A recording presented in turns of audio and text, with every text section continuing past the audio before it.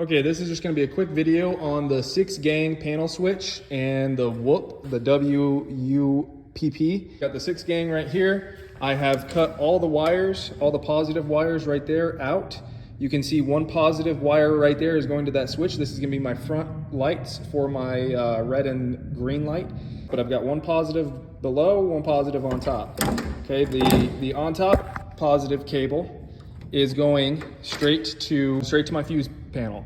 And then the bottom one, the bottom cable, positive cable, is going straight up to my light up there. It's going straight up there. Now the ground wire from my light is going straight into the fuse panel. All right, I've got a 5-amp fuse here, and then I have my ground here and my positive here.